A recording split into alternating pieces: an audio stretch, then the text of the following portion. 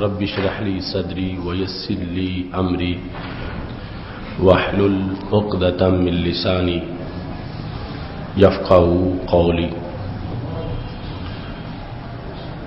أحمدك اللهم يا مجيب كل سائل، والصلاة والسلام على من هو أفضل الوسائل، وعلى آله وأصحابه ذوي الفضائل. سبحان الله. أما بعد فأعوذ بالله من الشيطان الرجيم. بسم الله الرحمن الرحيم. ولسوف يعطيك ربك فترضى. صدق الله العظيم وصدق رسوله النبي الكريم الأمين. إن الله وملائكته يصلون على النبي يا أيها الذين آمنوا صلوا عليه وسلموا تسليما. الصلاة والسلام عليك يا سيدي يا رسول الله. الصلاة والسلام عليك يا سيدي يا رسول الله، يا سيدي يا وعلى آلك وأصحابك يا حبيب الله. مولاي صل وسلم دائما أبدا على حبيبك خير الخلق كلهم، منزه عن شريك في محاسنه، فجوهر الحسن فيه غير منقسم. يا أكرم الخلق مالي من ألوذ به سواك عند حلول الحادث العممي. محمد تاج رسل الله قاطبة، محمد صادق الأقوال والكلم، محمد ذكره روح لأنفسنا، محمد شكره فرض على الأمم. رب صل وسلم دائما أبدا على حبيبك خير الخلق كلهم. اللہ تبارک و تعالی جل جلالہ وعم نوالہ واتم برہانہ وعظم شانہ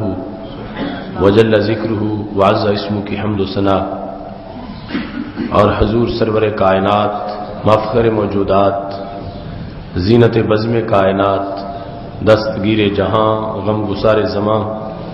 سید سروراں، حامی بے کساں، قائد الانبیاء، محبوب کبریا، احمد مجتبیٰ، جناب محمد مصطفیٰ صلی اللہ علیہ وآلہ وصحابہ وبارک وسلم کے دربار گہر بار میں ہدیہ درود السلام عرض کرنے کے بعد، نہایت ہی معزز و محتشم سامعین حضرات، رب ذوالجلال کا کروڑوں بار شکر ہے کہ اس نے ہمیں تحفظ ناموس رسالت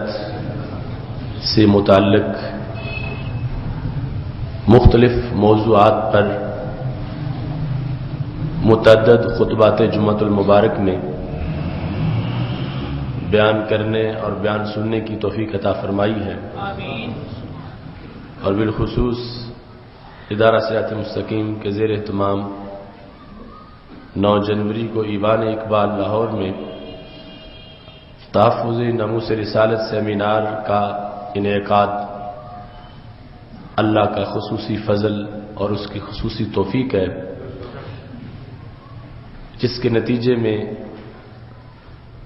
وہ حقیقت جس کو چھپانے کے لیے ملت کفر پورا زور لگا رہی ہے، ہم اس کو اللہ کے فضل سے پوری دنیا میں پہنچانے میں کامیاب ہوئے ہیں، اور دیار غیر تک مختلف چینلوں کے ذریعے یہ پیغام پہنچا کہ سید عالم نور مجسم شفیع معظم صلی اللہ علیہ وسلم کی عزت و ناموس کا معاملہ ایسا اہم معاملہ ہے کہ جس پر امت مسلمہ کبھی کوئی کمپرومائز نہیں کر سکتی، اور دلیل اور برہان کی روشنی میں حقیقت کو واضح کیا گیا. مجھے بڑے بڑے ججز نے، دانشوروں نے فون پر مبارکباد دیتے ہوئے اس کے جو اثرات تھے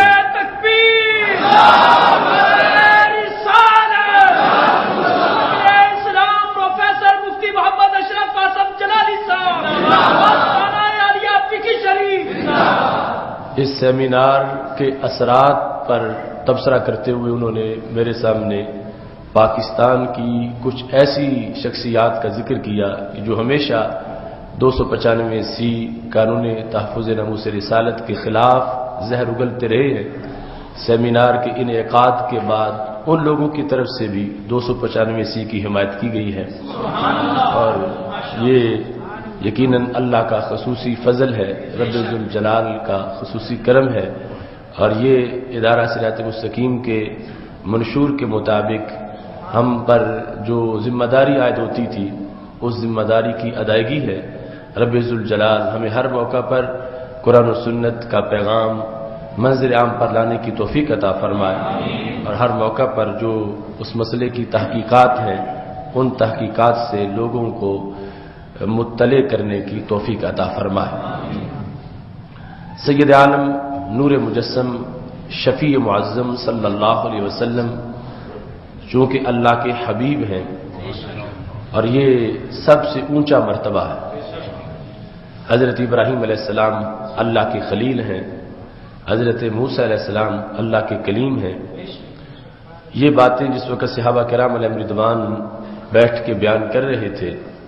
جامع ترمذی میں حدیث شریف ہے، اور انداز صحابہ کا ایسا تھا کہ انہیں تلاش تھی کہ ہمیں پتہ چلے کہ اللہ تعالیٰ نے ہمارے نبی علیہ السلام کو کیا شان عطا فرمائی، خصوصی شان۔ تو اس طرح متحیر سے لہجے میں جب بیان کر رہے تھے کہ دیکھو اللہ نے حضرت ابراہیم علیہ السلام کو تو خلیل بنایا اور حضرت موسیٰ علیہ السلام کو اپنا کلیم بنایا، رسول اللہ صلی اللہ علیہ وسلم نے فرمایا سمیعت کلامکم واعجبکم، میں نے تمہاری گفتگو سن لی ہے اور میں نے تمہارا تعجب بھی دیکھ لیا ہے کہ تمہیں بڑا تعجب ہے۔ فرمایا ان ابراہیم خلیل اللہ، بے شک حضرت ابراہیم علیہ الصلوۃ والسلام اللہ کے خلیل ہیں، بے شک حضرت موسیٰ علیہ السلام اللہ کے کلیم ہیں، لیکن یاد رکھنا الا وانا حبیب اللہ، میں تو رب کا حبیب ہوں۔ تو وقت آیا تو رسول اللہ صلی اللہ علیہ وسلم نے اپنے اس وصف پر اپنے صحابہ کو مطلع کیا، حالانکہ پہلے یہ فرمایا تھا کہ لا تفضلونی علی الانبیاء، میری فضیلت نبیوں پہ بیان نہ کرو، لا تخیرونی علی الانبیاء، یہ لفظ پہلے حدیث شریف میں موجود ہے، لیکن اب چونکہ امت اس مرحلے تک پہنچ چکی تھی کہ ہم نے تمام انبیاء کرام علیہ السلام کی فضیلتوں کو مانتے ہوئے اپنے محبوب علیہ الصلوۃ والسلام کی جو برتری اور فوقیت ہے اس کو بیان کرنا ہے، اور ہمیں پتہ چلے کہ وہ کیا شان ہے کہ جس کی بنیاد پر رسول اللہ صلی اللہ علیہ وسلم کو تمام انبیاء علیہ السلام پر فضیلت دی گئی ہے۔ تو اس موقع پر پھر رسول اللہ صلی اللہ علیہ وسلم نے خود ضروری سمجھا کہ اب میرے غلام دوسروں کی جو انفرادی شانیں بیان کر کے منتظر ہے کہ میں ان کو بتاؤں کہ میری انفرادی شان کیا ہے، تو فرمایا الا وانا حبیب اللہ، یاد رکھو مجھے میرے رب نے اپنا حبیب بنایا ہے۔ اس کے سوا باقی چیزیں بھی بیان کی کہ میرے ہاتھ میں حمد کا جھنڈا ہوگا، آدم فمن دونہ تحت اللواء، حشر والے دن حضرت آدم علیہ السلام سے لے کر حضرت عیسیٰ علیہ السلام تک سارے انبیاء علیہ السلام میرے جھنڈے کے نیچے اکٹھے ہوں گے، اور جب قائدہم اذا وفدوا، جب جلوس چلے گا اللہ کے دربار کی طرف تو میں قیادت کروں گا، وخطیبہم اذا انصتوا، جب سارے چپ ہو جائیں گے رب کے دربار میں تو تقریر میں کروں گا۔ تو یہ جو آپ کی شان ہے کہ آپ رب کے حبیب ہیں، حبیب بمعنی محبوب، تو رب ذوالجلال اپنے محبوب صلی اللہ علیہ وسلم کو جو اس نے مقام و مرتبہ دیا ہے، وہ مقام و مرتبہ اتنا عظیم ہے کہ اس کے خلاف معمولی سا کوئی تصور بھی کرتا ہے تو رب ذوالجلال کے دربار سے دھتکارا جاتا ہے۔ ہر نبی صلی اللہ علیہ وسلم کے گستاخ پر عذاب اترتا رہا۔ رسول اللہ صلی اللہ علیہ وسلم تو اللہ کے حبیب ہیں، خلیل سے اونچا مقام حبیب کا مقام ہے، اور اس پر پھر رب ذوالجلال کی طرف سے جو گرفت ہے، جو مواخذہ ہے، اور رب ذوالجلال ایسے لوگوں پر جو اپنا مختلف طرق سے ان پر عقاب کرتا ہے، اس کی مثالیں تمام تاریخ میں بالکل یکتا اور منفرد۔ کبھی وہ اپنے بندوں سے، محبوب صلی اللہ علیہ وسلم کے غلاموں سے گستاخوں کو عذاب دلواتا ہے، اور کبھی آپ نے گزشتہ جمعہ سنا کہ کتا بھی کارکن بن جاتا ہے، اور وہ کتا ہونے کے باوجود ایسا کردار ادا کرتا ہے کہ اس کی ایک ضرب پر 40,000 لوگوں کو کلمہ نصیب ہو جاتا ہے۔ تو خالق کائنات جل جلالہ نے سید عالم نور مجسم شفیع معظم صلی اللہ علیہ وسلم کے لیے جو عزتوں اور عظمتوں کا اہتمام کیا ہے، اس میں براہ راست بھی اس کی طرف سے گرفت ہوتی ہے، اور اس کے علاوہ مختلف دیگر ذرائع ہیں جن سے رب ذوالجلال گستاخوں کا محاسبہ کرتا ہے اور ان کو اپنے عذاب کی گرفت میں لے لیتا ہے۔ اس سلسلہ میں سید عالم نور مجسم شفیع معظم صلی اللہ علیہ وسلم کی عزت و شان پر پیرا کے لحاظ سے امام ابن جریر نے قرآن مجید برہان رشید کی سورہ مائدہ کی تفسیر کے اندر یہ لکھا ہے، وَإِذَا نَادَيْتُمْ إِلَى الصَّلَاةِ اتَّخَذُوهَا هُزُوًا وَلَعِبًا، یہ جو آیت کریمہ ہے کہ جب تم نماز کی دعوت دیتے ہو، اتَّخَذُوهَا هُزُوًا وَلَعِبًا، وہ جو منکرین ہیں، کفار ہیں، وہ اس دعوت کا مذاق اڑاتے ہیں اور اس پہ وہ اپنے لہو و لعب کا اظہار کرتے ہیں۔ اس کا ذکر کرتے ہوئے امام سدی کی روایت سے 9228 نمبر یہ قول ہے جس کے اندر انہوں نے یہ ذکر کیا کہ مدینہ شریف میں اذان ہو رہی تھی، کان رجل من النصارى بالمدینہ اذا سمع المنادی ینادی اشہد ان محمد رسول اللہ، کہ مدینہ شریف میں ایک عیسائی تھا، جب اذان پڑھی گئی اشہد ان محمد رسول اللہ صلی اللہ علیہ وسلم، تو اس نے معاذ اللہ جواب میں یہ کہا، حرک الکاذب، جھوٹے کو جلا دیا گیا ہے، یا جھوٹا جلا دیا جائے، یہ دو اس کے ترجمے ہو سکتے۔ اب یہاں سے اس بات کا بھی اندازہ ہوتا ہے کہ رسول اللہ صلی اللہ علیہ وسلم کی ذات گرامی اس دین کی پہچان ہے اور اسلام کا ترہ امتیاز ہے، یعنی وہ عیسائی یہودی جو توہین کرتے ہیں، معاذ اللہ خاکے بناتے ہیں، ان کو اس چیز کا ادراک ہے کہ یہ اسلام جس نام کی وجہ سے دینوں سے ممتاز ہے، وہ نام حضرت محمد مصطفیٰ صلی اللہ علیہ وسلم کا۔ وہ سمجھتے ہیں کہ اللہ ہم بھی مانتے ہیں، اللہ کو یہ بھی مانتے ہیں، اگرچہ ان کا رب ذوالجلال کو ماننا وہ بھی شرکیہ انداز کا ہے، لیکن وہ سمجھتے ہیں اللہ تو ان کا بھی وہی ہے اور ہمارا بھی وہی ہے، اور جس وجہ سے ان کا اور ہمارا اختلاف ہے، امتیاز ہے، فرق ہے، وہ نام نامی حضرت محمد مصطفیٰ صلی اللہ علیہ وسلم کا ہے۔ اس بنیاد پر معاذ اللہ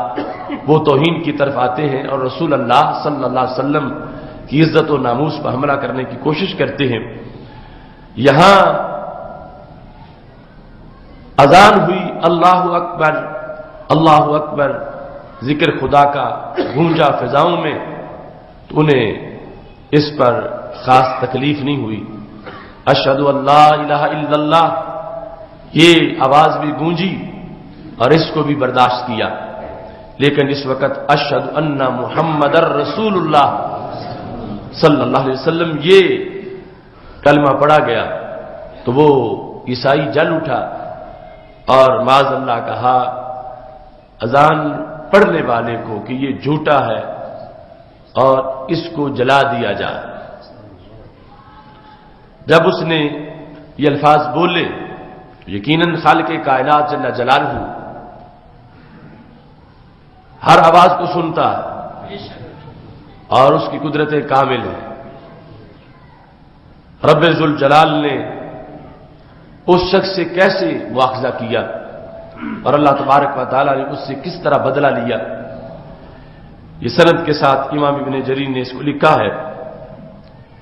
کہ رات کا وقت تھا، اس شخص کی خادمہ آگ لے کے داخل ہوئی، وَهُوَ نَائِمٌ وَأَهْلُهُ نِيَامٌ، وہ سویا ہوا تھا اور اس کا بال بچہ گھر والے بھی سارے سوئے ہوئے تھے۔ فَسَقَطَتْ شَرَارَةٌ، تو تھوڑی سی چھوٹی سی چنگاری آگ کی گر گئی۔ فَأَحْرَقَتِ الْبَيْتَ، اس چنگاری نے سارا گھر جلا دیا۔ فَاحْتَرَقَ هُوَ وَأَهْلُهُ، وہ خود بھی جل گیا، اس کے اہل و عیال بھی جل گئے۔ سید عالم نور مجسم شفیع معظم صلی اللہ علیہ وسلم کی شان اقدس میں توہین کرنے والا اور آپ کا نام گرامی لینے والا جو مؤذن ہے، اس کے بارے میں یہ بغض کا اظہار کرنے والا کہ یہ جل جائے، اس کو جلا دیا جائے، یا رسول اللہ صلی اللہ علیہ وسلم کے ذکر پر ناپسندگی کا اظہار کرنے والا خالق کائنات جل جلالہ نے کس انداز میں اس پر مواخذہ کیا، تو وہ اپنے طور پر مخلوقات کے ذریعے سے لوگوں کو اپنی قدرتوں کا مظہر بنا کر اور خالق کائنات جل جلالہ اس سے اپنے محبوب کے غلاموں کا امتحان لے کر، نتیجہ تو وہ جانتا ہے لیکن جو ذمہ داری اس نے لگا رکھی ہے اس کے پیش نظر اس کے ہاں مختلف طریقے ہیں جن طریقوں سے رب ذوالجلال رسول اللہ صلی اللہ علیہ وسلم کی توہین کرنے والوں سے بدلہ ضرور لیتا۔ اس واسطے یہ عالم کفر کی بھول ہے اور لبرل دماغ لوگ جو ہیں ان کی غلط فہمی ہے کہ ہم جو بھی کرتے رہیں گے کوئی مواخذہ نہیں ہوگا، ہم سے نہیں پوچھا جائے گا۔ مواخذہ آخرت میں بھی ہوگا اور دنیا کے اندر بھی اس طبقے کو، ایسی توہین کرنے والے لوگوں کو یہ پتہ چلے گا کہ ہم نے کس ذات کے محبوب کو چھیڑا ہے اور ہم نے کس ذات کی حبیب کی عزت پر حملہ کیا ہے۔ وہ جو مالک الملک ہے اور کامل قدرتوں والی ذات رب ذوالجلال کی ہے،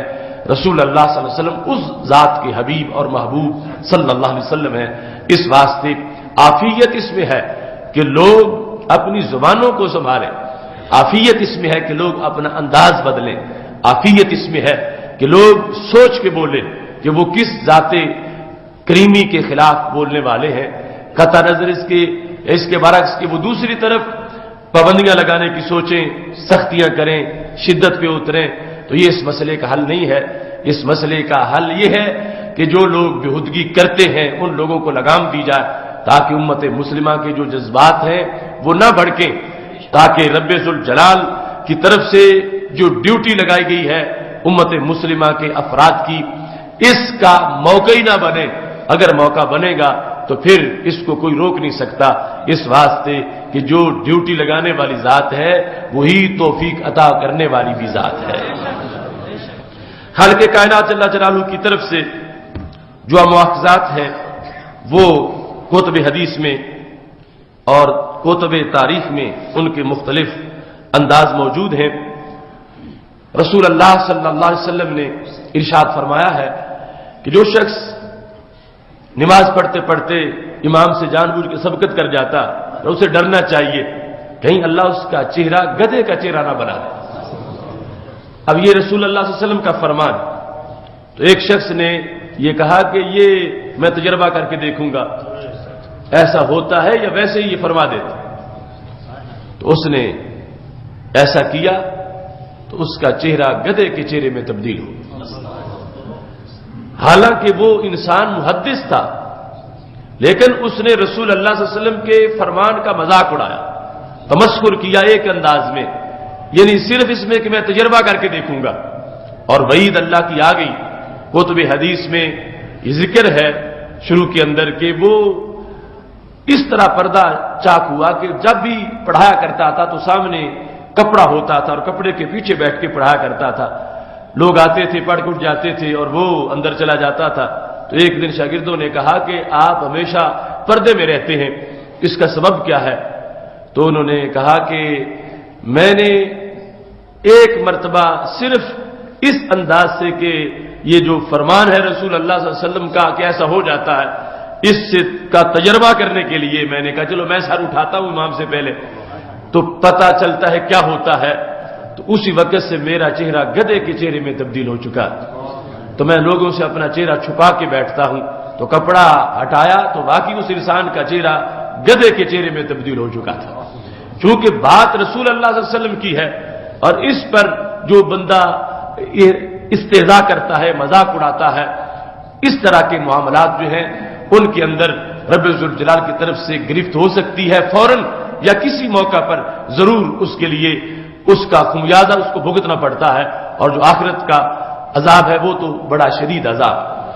اس واسطے آج ہمارے لیے یہ ضروری ہے کہ جب بھی کوئی ایسی چیز آ جائے ہم عقل کو معیار بنا کے اس کو نہ جانچیں، اس کو عقل کے ترازو پہ نہ تولے. کیونکہ ایمان بالغیب یہ ہماری شان ہے اور اللہ نے ہمیں ایمان بالغیب عطا کیا ہے. اس بیس پر ہمیں وہ چیز فوراً تسلیم کرنی چاہیے، اس کو ماننا چاہیے. اور اس کے سامنے جس وقت وہ سندے صحیح سے ثابت ہے اور رسول اللہ صلی اللہ علیہ وسلم کا حکم اور فرمان ہے، ہمیں کسی لحاظ سے اپنی معلومات جو ہے، اپنی سوچ اور اپنی عقل جو ہے اس کو سامنے رکھ کر اس چیز کا فیصلہ نہیں کرنا چاہیے. جب یہ بات سامنے آ جائے کہ رسول اللہ صلی اللہ علیہ وسلم نے فرمایا ہے، اس کے بعد انسان کو سر تسلیم خم کر لینا چاہیے. اس سلسلہ میں ایک مشہور حدیث شریف آپ نے سن رکھی ہے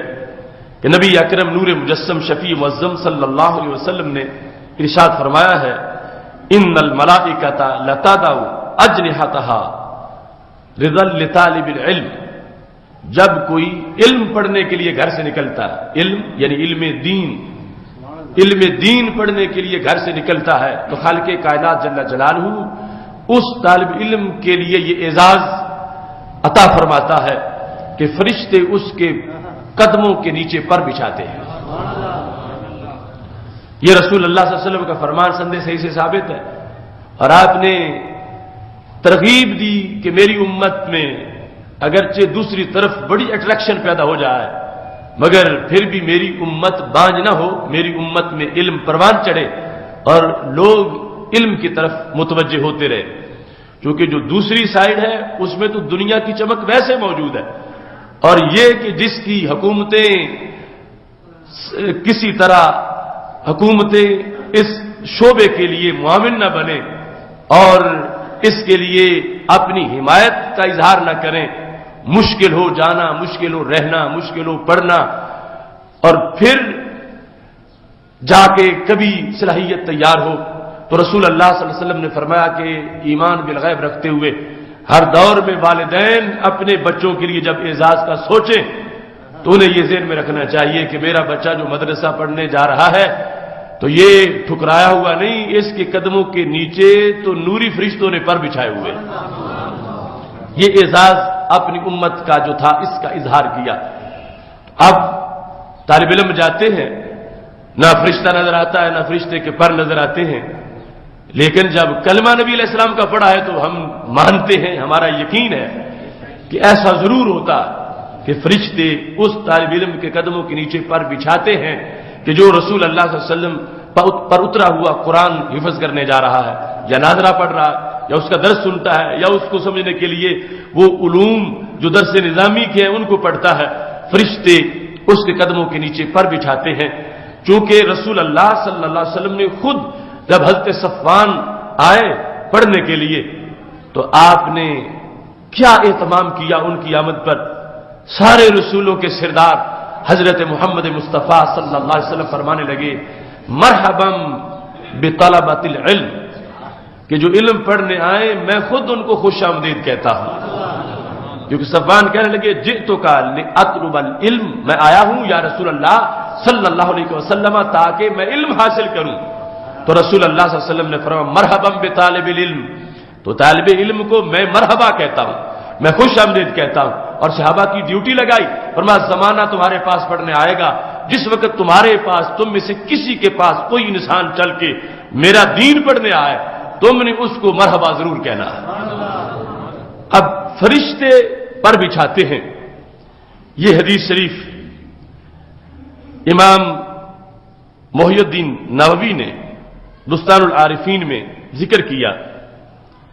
اس حدیث کے بارے میں ایک شخص نے کہا کہ میں تجربہ کروں گا، بلکہ میں فرشتوں کو اذیت پہنچاؤں گا کہ وہ نیچے میرے پر بچھائیں گے تو میں اوپر سے دبا کے دیکھوں گا کہ فرشتوں کے پر کیسے ہیں. اس سلسلہ میں ایک شخص نے ایسا انداز اختیار کیا کہ اس نے اپنے جوتوں کے نیچے میخیں لگا لی اور میخیں لگا کر، لوہے کی میخیں تھی، چلنے لگا جبکہ دارالعلوم کی طرف پڑھنے جا رہا تھا. قال اريد ان اتى اجنحة الملائکۃ، میں یہ چاہتا ہوں کہ میں فرشتوں کے پر روند ڈالوں، ان کو تکلیف ہو. رسول اللہ صلی اللہ علیہ وسلم جو فرماتے ہیں کہ پر بچھائے ہوئے ہیں تو پتہ چلتا ہے کہ پر کیسے بچھائے ہوئے ہیں. میں نیچے میخیں لگا کے اپنے قدموں کے یعنی جوتے کے نیچے چلوں گا. تو بصرہ کی سرزمین تھی، بصرہ کی گلی میں ایک طالب علم دین پڑھنے کے لیے جا رہا تھا. امام نووی لکھتے ہیں بستان العارفین میں، جس وقت اس نے اپنے قدموں کے نیچے، اپنے جوتے کے تلبوں کے نیچے میخیں لگائیں اور وہ ایک انداز میں استہزاء کر رہا تھا. سید عالم نور مجسم شفیع معظم صلی اللہ علیہ وسلم کا وہ فرمان جس کا تعلق ایمان بالغیب کے ساتھ تھا، اس نے اس کے خلاف جس وقت ہرزہ سرائی شروع کی، فَأَصَابَتْهُ عَقْلَةٌ، اسے فوراً ایک مرض دونوں قدموں میں لاحق ہو گیا. اور یہ وہ بیماری ہے کہ جس وقت بندے کو لگ جائے تو جب تک عضو کاٹا نہ جائے اس وقت تک وہ بیماری ختم نہیں ہوتی. وہ ایسی گوشت کے اندر بیماری لاحق ہو گئی، ایک ایک کر کے اس کی انگلیاں کاٹ دی گئیں، اس کے قدم کاٹ دیے گئے. اور پتہ چلا کہ رسول اللہ صلی اللہ علیہ وسلم کے فرمان ذیشان کے مقابلے میں جس وقت کوئی شخص اپنی عقل اٹھا کے لے آتا ہے اور اس پر تضحیک اور استہزاء کا اگر مزید انداز اپناتا ہے تو پھر عذاب بھی مزید سخت ہوتا جاتا ہے. صرف اتنا کہہ دینا کہ یہ حدیث میں ہے مگر ایسا عقل نہیں مانتی، ذہن میں نہیں ہے، اس سے ہی انسان کی بربادی کا سلسلہ شروع ہو جاتا ہے، آگے کوتاہیاں آتی ہیں اور ایسا آج رواج بنتا جا رہا ہے. اس سلسلہ میں بہت سی احتیاط کی ضرورت ہے. ایک مرتبہ جنگ اخبار کے دفتر میں 9-10 سال پہلے فیملی پلاننگ کے موضوع پر ایک مباحثہ ہو رہا تھا. تو اس وقت اقوام متحدہ کے کچھ نمائندے اور ان کے تمام افیسر بیٹھے تھے اور میں اپنا موقف پیش کر رہا تھا کہ رسول اللہ صلی اللہ علیہ وسلم نے فرمایا کہ فنکحوا الولادۃ، کہ جو عورت زیادہ بچے جنم دینے والی ہے اس کے ساتھ نکاح کرو. اب یہ رسول اللہ صلی اللہ علیہ وسلم کا فرمان ہے، فرمایا انی اکاسر بکم الامم، میں قیامت کے دن تمہاری وجہ سے امتوں پر اپنی کثرت ظاہر کروں گا. تمہاری کثرت، یہ قیامت کے دن میں اس پر فخر کروں گا کہ میرے اتنے غلام ہیں. تو اس واسطے ایک پر ہے ولود کا لفظ، ولود، اور ایک ہے ولادہ، جن دونوں الفاظ کا معنی یہ بنتا ہے کہ جو عورت زیادہ بچے جنم دینے والی ہے تم اس کے ساتھ شادی کرو. تو موضوع یہ بیان ہو رہا تھا کہ بچہ جنم دینا عورت کا عیب نہیں، عورت کی شان ہے، اور رسول اللہ صلی اللہ علیہ وسلم نے اس لحاظ سے یہ فرمایا ہے. اور فیملی پلاننگ حدیث کے اس نقطہ نظر کے خلاف. اس واسطے میں یہ دلیلیں دے رہا کہ تمہارا شعبہ غلط ہے اور وہ اپنے شعبہ پر دلیلیں دے رہے تھے. تو اس حدیث پر وہ ڈائریکٹر تھا فیملی پلاننگ کا، تو اس نے کہا کیا اس عورت کے سر پہ سینگ ہوں گے کہ پتہ چلے گا کہ یہ زیادہ بچے جنم دینے والی ہے؟ یہ کس طرح کی تم باتیں کرتے ہو؟ تو مجھے غصہ آ گیا. میں نے اس فورم پر بڑی شدت کا اظہار کیا اور ان تمام کو جو بیٹھے ہوئے تھے میں نے یہ احساس دلایا کہ میں نے کوئی اپنا قول نہیں پیش کیا، اور میں نے کسی فقیہ کا قول نہیں پیش کیا، اور میں نے کسی امام کا قول نہیں پیش کیا، میں نے تو رسولوں کے امام حضرت محمد مصطفیٰ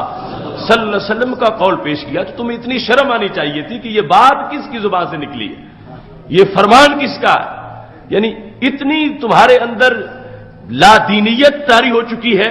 کہ رسول اللہ صلی اللہ علیہ وسلم کا فرمان ہے اور اس کے مقابلے میں تم اپنی عقل پیش کر رہے ہو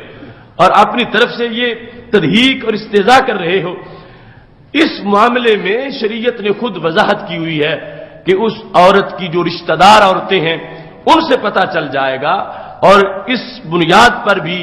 تعارف ہو سکتا ہے، معلومات آ سکتی ہیں، اور اس عورت کا وصف اس کی خالاؤں سے،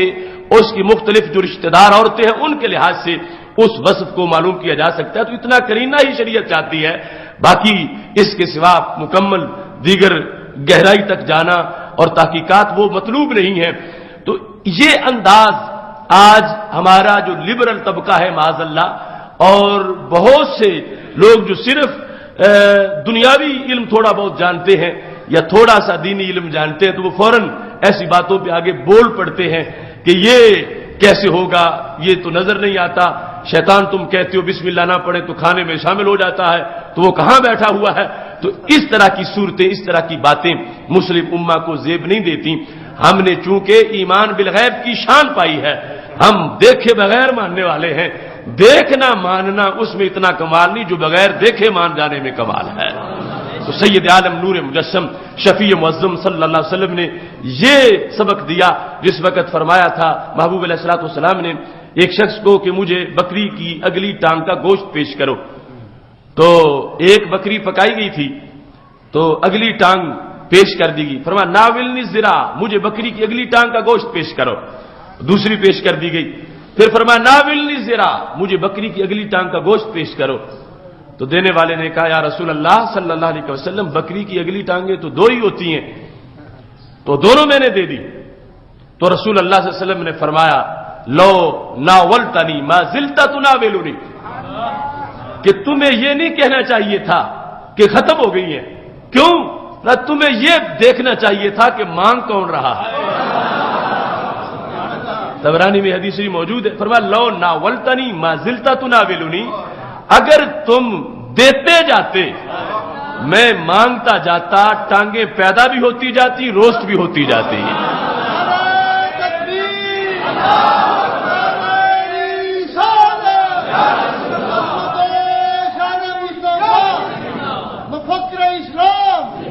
لو ناولتنی ما زلت تناولنی، اگر تم دیتے جاتے تو ہمیشہ ہی دیتے جاتے، کبھی بھی کمی نہ آتی، کیوں کہ یہ ایمان بالغیب کا معاملہ تھا۔ تم نے عقل سے سوچ کے کہا کہ دو ڈالی تھی تو دونوں نکال دی، اب آگے کہاں سے آئے گی؟ تو فرمایا تمہیں عقل چھوڑ کے میرا حکم دیکھنا چاہیے تھا۔ ایمان بالغیب کا جو تقاضا ہے کہ آخر میں جو بول رہا ہوں تو اس کے مطابق تمہارا کام تھا چمچہ ڈالنا اور نکالنا، یہ میرے رب کی شان ہے کہ جس نے مجھے اپنا حبیب بنایا ہے وہ میری بات کو پورا بھی کرنے والا ہے۔ آج کتنے لوگ ہیں معاذ اللہ جو یہ بات اپنا وتیرہ بنائے ہوئے کہتے ہیں وہ دین کے بارے میں بہت جانتے تھے لیکن دنیا کے بارے میں ہم بہتر جانتے ہیں، اور پھر یہ حوالہ دیتے ہیں نبی علیہ السلام نے فرمایا انتم عالم بامور دنیاکم، تم اپنی دنیا کی امور کو زیادہ جانتے ہو۔ تو یہ تو سرکار نے ناراضگی سے فرمایا تھا کہ جب وہ کھجوروں کی تعبیر کے مسئلے میں فرمایا تمہیں انتظار کرنا چاہیے تھا، جو طریقہ میں نے دیا اس سے یقیناً پیداوار ڈبل ہو جانی تھی، اور تم پہلے ہی بول پڑے ہو۔ اب یہاں پر کیا کوئی شخص یہ کہہ سکتا ہے کہ معاذ اللہ رسول اللہ صلی اللہ علیہ وسلم کو یہ پتہ نہیں تھا کہ بکری کی اگلی ٹانگیں کتنی ہوتی ہیں، کہ دو نکل آئیں اور پھر بھی تیسری مانگی، کہ علم میں نہیں تھا کہ دو ہوتی ہیں یہ تین ہوتی ہیں؟ کیا کوئی شخص کا دماغ یہ بات مان سکتا ہے؟ وہ جو فرش پہ بیٹھ کے عرش کی تازہ خبریں دیں اور کائنات کے مخفی راز ہر وقت بیان کریں، تو یہ جو بچے کو پتا ہے کہ بکری کی ٹانگیں دو ہی ہوتی ہیں، سرکار کے علم میں تو یقیناً تھا کہ دو ہی ہوتی ہیں، لیکن پھر بھی مانگا اور یہ واضح فرما دیا کہ میرے لفظ اللہ کے دربار میں بڑے مقبول ہوتے ہیں اور میری حیثیت رب کے دربار میں بہت بڑی ہے، جو میں کہتا ہوں اللہ ویسے ہی فرما دیتا ہے، اور جو میرے ماننے والے ہیں انہیں عقل کو سائیڈ پہ رکھ کے میرے حکم کو ترجیح دینی چاہیے کہ میں نے چونکہ کہا، اگرچہ اب عقل جو ہے محض عقل تو کہے گی کہ دو ہیں تو دو ہی رہیں گی، لیکن مومن کی عقل جس وقت آگے بڑھے گی تو وہ کہے گی کہ اگرچہ ڈالی دو تھیں مگر چونکہ رسول اللہ صلی اللہ علیہ وسلم کا فرمان ہے تو اس بیس پر اب خود بخود سب کچھ پیدا ہوتا چلا جائے گا۔ تو آج ایسی سوچ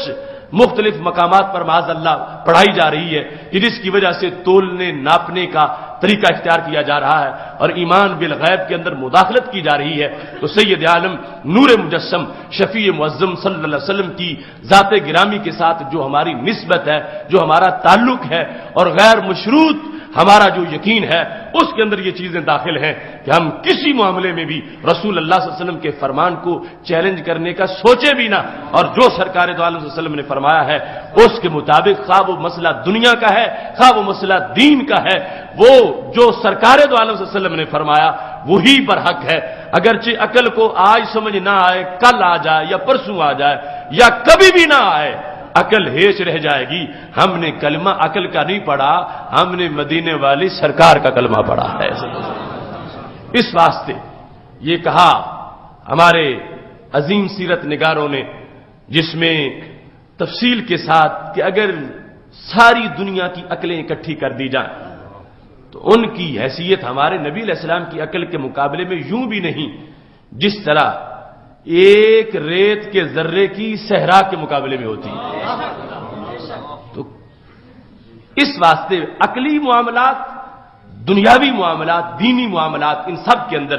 جو ترجیح ہے وہ رسول اللہ صلی اللہ علیہ وسلم کے فرمان کی ہے اور اسی جہت پر سوچنے کی ضرورت ہے۔ یہ بڑے بڑے جو فتنے اٹھ رہے ہیں اس میں بہت سے ایسے معاملات ہیں جن کی وجہ سے بے خبری کے لحاظ سے بھی اور کچھ جانتے ہوئے بھی اس ماحول کے اندر وہ فتنے برپا کیے جا رہے ہیں۔ ہمیں اس معاملہ میں آداب ناموس رسالت کے لحاظ سے اسی سوچ کو ہائی لائٹ کرنا ہے جو ہمیشہ ہمارے اکابر میں موجود رہی ہے، ہمیشہ پوری امت میں موجود رہی ہے۔ اس سے گستاخی کا دروازہ بند کیا جا سکتا ہے، اور اگر رسول اللہ صلی اللہ علیہ وسلم کی ذات گرامی کے معاملات میں ہم اپنی طرف سے کچھ اضافہ اس طرح کی تقسیم کرنے لگیں گے کہ آپ کی ذات کا معاملہ اور ہے، رسالت کا معاملہ اور ہے، نبوت کا معاملہ اور ہے، اور ذات جدا ہے، نبوت جدا ہے، ذات پہ کی اور حیثیت ہے، وصف رسالت کی اور حیثیت ہے، تو پھر آگے بہت سے فتنے پیدا ہو جائیں گے۔ اس سلسلہ میں بھی آج کی اس موضوع میں اس چیز کو واضح بیان کرنا چاہتا ہوں۔ ابھی جب یہ بات چھڑی تو کچھ لوگوں نے ٹی وی پر بھی یہ جواب دیا کہ جب کہا گیا کہ رسول اللہ صلی اللہ علیہ وسلم کسی کا سر اتار دیتے ہیں، کسی کو معاف کر دیتے ہیں، تو انہوں نے کہا کہ وہ جب کوئی نبی اکرم صلی اللہ علیہ وسلم کی ذات پہ تنقید کرتا ہے تو سرکار اس کو چھوڑ دیتے ہیں، اور جب وصف رسالت پہ تنقید کرتا ہے تو پھر اس کو سزا دیتے ہیں۔ یہ بھی جواب لوگوں نے دیا، اور اس سے پہلے ہم وہ گستاخانہ خاکوں کے رد میں جو تقریریں تھی بتا چکے ہیں کہ کچھ لوگوں کے غیر محتاط فتووں نے خاکے بنانے والوں کو گنجائش دی، جنہوں نے یہ کہا تھا کہ رسول اللہ صلی اللہ علیہ وسلم کی ذات اور ہے، وصف رسالت اور ہے،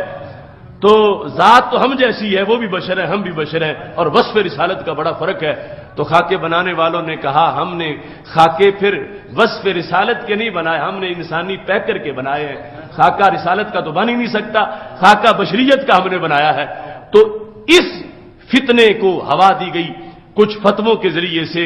ہم نے اس وقت بھی کہا کہ رسول اللہ صلی اللہ علیہ وسلم کی ذات ہو یا صفت ہو، ذات بھی بے مثال ہے، صفت بھی بے مثال ہے، ذات پہ تنقید بھی جائز نہیں ہے، صفت پہ تنقید بھی جائز نہیں ہے، اور اس طرح کا جواب نہ دیا جائے کہ ذات کا معاملہ اور تھا اور وصف کا معاملہ اور تھا۔ نہیں، ذات بھی اللہ کی نشانیوں میں سے ایک نشانی ہے اور سب سے بڑی نشانی ہے، اور اوصاف بھی رسول اللہ صلی اللہ علیہ وسلم کی ذات گرامی کے ان پر ایمان اور ان کا ادب بھی ہر حال میں لازم ہے۔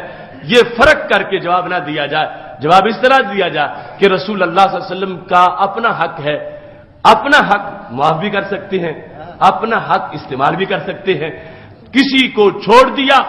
کہ اپنا حق تھا معاف کر دیا، کسی کو نہیں چھوڑا اپنا حق تھا اس کا سر اتروا دیا، لیکن امت سرکار دو عالم صلی اللہ علیہ وسلم کا حق یہ استعمال نہیں کر سکتی، یہ ساکت نہیں کر سکتی، ان کو معاف کرنے کا حق نہیں ہے۔ اور یہ مطلقاً رسول اللہ صلی اللہ علیہ وسلم کی ذات گرامی کے لحاظ سے یا صفات کے لحاظ سے ہر معاملہ میں یہی قانون تھا کہ اپنا حق ہے، خواہ کسی نے ذات پر تنقید کی یا صفت پر تنقید کی، محبوب علیہ الصلوۃ والسلام کو حق تھا کہ دونوں کا سر اتروا دیتے،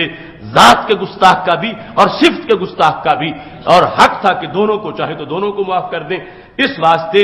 اس تقسیم سے جواب دینا کہ چونکہ فلاں نے ذات کے بارے میں کچھ کہا تھا تو چھوڑ دیا گیا، اور شان رسالت کے بارے میں فلاں نے کچھ کہا تھا تو اس کا سر کاٹ دیا گیا، یہ جواب قطعاً ناجائز ہے اور درست نہیں ہے۔ دوسرے مقام پر دیکھ لو کہ جس وقت سید عالم نور مجسم شفیع معظم صلی اللہ علیہ وسلم کی طرف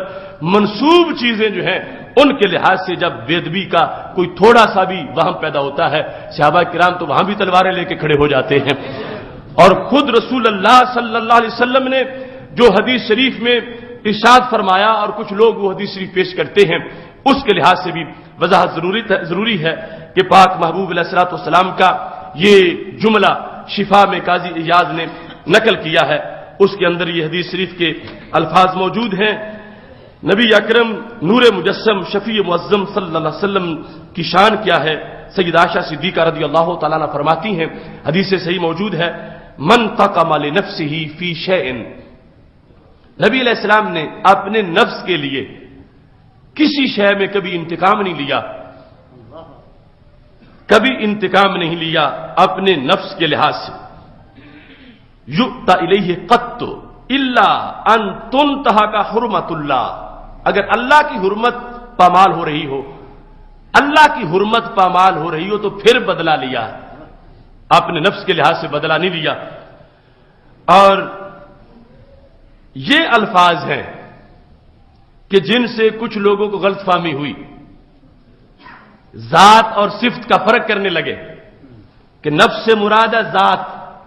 اور آگے ہے حرمات، اللہ کی حرمت پر اگر تنقید ہوئی ہے تو پھر بدلہ لیا ہے، اور ذات پر تنقید ہوئی ہے تو پھر بدلہ نہیں لیا۔ تو یہاں پر قاضی ایاز رحمۃ اللہ علیہ نے اس چیز کو واضح کیا،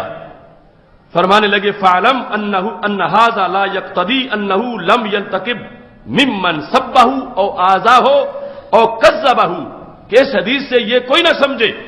کہ جس نے نبی علیہ السلام کو گالی دی سرکار نے اس سے بدلہ نہیں لیا، جس نے نبی علیہ السلام کو اذیت پہنچائی سرکار نے اس سے بدلہ نہیں لیا، یا جس نے نبی علیہ السلام کو جھٹلایا سرکار نے اس سے بدلہ نہیں لیا، یہ سمجھ کے کہ یہ چونکہ میری ذات کا مسئلہ ہے تو میں اس کو چھوڑ دیتا ہوں۔ فرمایا نہیں، وہ بندہ جس نے ایسا کہا مستحق ہو گیا کہ اس کو سزا دی جائے، آگے سرکار کی مرضی ہے دے یا نہ دے، مستحق کیوں ہو گیا؟ امام قاضی ایاز لکھتے ہیں فَإِنَّ هَذِهِ مِنْ حُرُمَاتِ اللَّهِ، اس واسطے کہ سرکار کی عزت اللہ کی عزت ہے، سرکار کی حرمت اللہ کی حرمت ہے۔ جس نے نبی علیہ السلام کو گالی دی اس نے حرمت الہی پامال کرنے کی کوشش کی،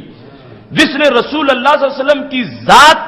کو اذیت پہنچائی اس نے حرمت الہی پر حملہ کیا، جس نے رسول اللہ صلی اللہ علیہ وسلم کی تکذیب کی، معاذ اللہ آپ کو جھوٹ کی طرف منسوب کیا کہ آپ جھوٹ بولتے ہیں معاذ اللہ، اس شخص نے اللہ کی حرمت پر اعتراض کیا۔ اس واسطے یہ ساری چیزیں اللہ کی حرمت ہیں، خواہ وہ نبی علیہ السلام کی ذات ہو، خواہ وہ نبی علیہ السلام کی شان وصف ہو، کسی لحاظ سے بھی یہ ساری کی ساری حرمات ہیں۔ یہاں آپ کو حق ہے کہ چاہے تو گستاخ کا سر اتروا دیں، چاہے تو نہ اتروائیں، جو نہیں اتروایا تو وہ اپنے اختیار کو استعمال کرتے ہوئے نہیں اتروایا، یہ نہیں کہ وہ بندہ واجب القتل نہیں تھا، واجب القتل تھا، اس نے حرمت الہی کو پامال کرنے کی کوشش کی تھی، جو رسول اللہ صلی اللہ علیہ وسلم نے اس کا سر نہیں اتروایا، اپنی مرضی سے اپنے اختیار کو استعمال کرتے ہوئے نہیں اتروایا، اور جن کا اتروایا ہے وہ اپنا حق استعمال کرتے ہوئے اتروا دیا ہے۔ اس واسطے یہ تقسیم ناجائز ہے کہ جو رسول اللہ صلی اللہ علیہ وسلم کی ذات کو کچھ کہے اس سے تو بدلہ نہیں لیا، اور جو اللہ کی حرمت کو کچھ کہے اس سے بدلہ لیا ہے۔ سب امت کے اس بات پر اتفاق ہے کہ رسول اللہ صلی اللہ علیہ وسلم کی ذات اللہ کی نشانیوں میں سب سے بڑی نشانی ہے۔ یا ایھا الناس قد جاءکم برہان من ربکم، آپ کا پیکر رب کی برہان ہے، آپ کا پیکر رب کی دلیل ہے، آپ کا پیکر رب کا عنوان ہے، رب کا ایڈریس ہے، رب کا پتہ ہے۔ اس واسطے اس جسم پرنور پر جو بندہ گستاخی کر رہا ہے وہ اللہ کی حرمت کو پامال کرنے کی کوشش کر رہا ہے۔ اس واسطے یہ فرق کرنا ناجائز ہے کہ ذات اور ہے اور وصف اور ہے۔ جس نے وصف رسالت پر تنقید کی وہ بھی واجب القتل ہے، جس نے ذات رسول صلی اللہ علیہ وسلم پر تنقید کی وہ بھی واجب القتل ہے۔ سرکار دو عالم صلی اللہ علیہ وسلم اپنی مرضی سے جسے چاہتے ہیں چھوڑ دیتے ہیں اور جسے چاہتے ہیں اسے سزا دلوا دیتے ہیں۔ لیکن اس کا پھر مطلب کیا بنا؟ من تقم لنفسہ فی شیء، کہ اپنے بارے میں کسی شے میں کبھی بدلہ لیے ہی نہیں۔ اس کا مطلب کیا بنے گا؟ اس کا مطلب محدثین نے جو بیان کیا وہ یہ ہے کہ رسول اللہ صلی اللہ علیہ وسلم نے ایک شخص سے جس وقت سودا کیا تھا، دیہاتی، اور بعد میں وہ منکر ہو گیا کہ آپ نے تو خریدا ہی نہیں ہے، تو حضرت خزیمہ گواہی دینے کو تیار ہو گئے اور نبی علیہ السلام نے ان اکیلے کی گواہی انعام کے طور پر 2 کی قرار دے دی۔ اب یہ جو وہ عربی تھا دیہاتی کہ پہلے سودا بیچا تھا اور پھر کہتا ہے میں نے بیچا نہیں، اب سرکار دو عالم صلی اللہ علیہ وسلم نے یہاں تلوار نہیں نکالی۔ یہ تھا ان تقم لنفسہ کا انداز کہ وہ ایک چیز بیچ چکا ہے اور اس وقت اس بیچنے سے انکار کر رہا ہے، اور سید عالم نور مجسم شفیع معظم صلی اللہ علیہ وسلم کا وقت اس کے ساتھ سودا کرتے وقت گزرا ہے اور اس وقت کو اس نے مصروف رکھا ہے، اور اب وہ بندہ اپنی سادگی اور دیہاتی پن کی بنیاد پر وہ کہتا ہے کہ میں نے سودا کیا ہی نہیں تھا۔ اس معاملے میں رسول اللہ صلی اللہ علیہ وسلم نے اس سے مواخذہ نہیں کیا، اور ایسے ہی صحابہ کرام علیہم رضوان کھانا کھاتے تھے نبی علیہ السلام کے دربار مقدس میں اور بیٹھ جاتے تھے اس نیت پر کہ یہاں برکت ملے گی، راحت ملے گی اور آرام ملے گا، اور ادھر سرکار دو عالم صلی اللہ علیہ وسلم یہ سمجھ رہے ہیں کہ یہ جلدی اٹھ جائیں اور دیگر مصروفیات بھی ہیں۔ تو اس پر رب ذوالجلال کی طرف سے یہ آیت اتر گئی، فرمایا وہ تو حیا کر رہے ہیں تمہیں کہنے کے لیے مگر اللہ حیا نہیں کر رہا، زیادہ کھانا کھا لو تو ان کے گھر سے اٹھ لایا کرو، زیادہ نہ بیٹھا کرو۔ اب یہ وہ معاملہ ہے کہ سرکار کا اپنا معاملہ تھا کہ میں کہوں کہ اب اٹھ کے چلے جاؤ کھانا کھا کے، زیادہ نہ بیٹھو۔ اب یہاں ڈنڈا پکڑ کے نہیں اٹھایا ان کو، ڈنڈا پکڑنا تو دور بات ہے، زبان سے بھی نہیں کہا کہ میرے آرام کا مسئلہ ہے، میں نے آرام کرنا ہے، تم چلے جاؤ۔ چونکہ صحابہ بیٹھے محبت کے انداز میں، ان میں سے کسی ایک کی نیت نہیں ہے کہ میں تنگ کروں بیٹھ کے، وہ تو بیٹھے ہیں رسول اللہ صلی اللہ علیہ وسلم کے گھر میں سرکار دو عالم صلی اللہ علیہ وسلم کی رحمت کی چھتری کے نیچے۔ تو یہ امور ہیں جن کے بارے میں عائشہ صدیقہ رضی اللہ تعالیٰ عنہ کہتی ہیں کہ ہمارے آقا صلی اللہ علیہ وسلم من تقم لنفسہ، جہاں تک اپنا معاملہ ہوتا ہے بڑے وسیع و ظرف ہیں، اور اس طرح بڑی رحیم و کریم طبیعت ہے، بڑے شفیق ہیں، یعنی اتنا کہ سرکار خود یہ کہنا بھی برداشت نہیں کر رہے کہ میرے در پہ آئے ہوئے میں کہوں اٹھ کے چلے جاؤ۔ اللہ فرماتا ہے کہ محبوب تم تو حیا کر رہے ہو مگر میں کہہ کے چھوڑوں گا، نکل جاؤ۔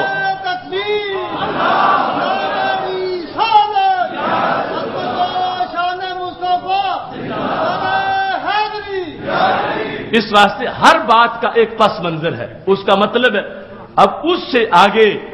غلط مفاہیم نکالنا وہ درست نہیں ہے۔ 295 ہماری غیرت کا حوالہ ہے، قرآن و سنت کی تعلیمات پر مشتمل ہے اور وحی الہی کا نچوڑ ہے، لوح محفوظ کا اترا ہوا سندیسہ ہے۔ ہم انشاءاللہ دلائل کی روشنی میں بھی اس کو ثابت کرتے رہیں گے اور پوری طرح اس کے حوالہ جات سیمینار میں پیش کر دیے ہیں، اور اس کے علاوہ صرف زبان سے نہیں اپنی جان سے بھی انشاءاللہ اس کی حفاظت کریں گے۔ اس موقع پر ہم پھر واضح کرنا چاہتے ہیں کہ پوپ کوئی ہوپ نہ رکھے کہ یہ قانون بدل جائے گا، اور نہ ہی ہمارے معاملات میں مداخلت کی کوشش کرے۔ کسی کو حق نہیں پہنچتا کہ وہ کسی دوسرے کے معاملات میں حق مداخلت کرے۔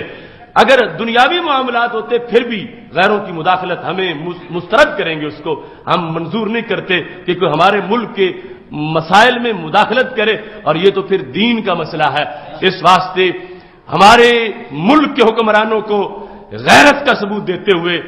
پوپ کے منہ پہ یہ بات مارنی چاہیے اور اس کا بیان مسترد کرتے ہوئے یہ کہنا چاہیے کہ کہ پوپ ہم جن لوگوں کے صدر ہیں یا وزیر اعظم ہیں وہ لوگ عاشق رسول صلی اللہ علیہ وسلم ہیں. ہماری مجبوری ہے، ہمیں نہیں رہنے دیں گے وہ یہاں پہ اگر ہم نے تمہاری بات مانی. اس واسطے زیادتی ساری دوسری طرف سے ہو رہی ہے، ہماری طرف سے نہیں ہو رہی. کون ہوتا ہے پوپ کہ جو اس قانون کے خلاف بھونکے کہ اس کو بدل دیا جائے، اس کو تبدیل کر دیا جائے، اس کو ختم کر دیا جائے؟ تو پتہ چلا یہ بین الاقوامی سازش ہے ناموس رسالت کے خلاف کہ جو شخص توہین رسالت کرتا ہے اس کو وہ ہیرو بناتے ہیں، اس کے لیے سیکورٹی ہوتی ہے، اس کے لیے راتوں رات ویزا لگ جاتا ہے، اس کے لیے بہت سی فیسلٹیز ہوتی ہیں. تو پتہ چلا وہ روزانہ گستاخی کی حمایت کرتے ہیں اور حوصلہ افزائی کرتے ہیں کہ اگر ہیرو بننا ہے تو گستاخ رسول بنو، ہم تجھے اپنے ملک کی پوری طرح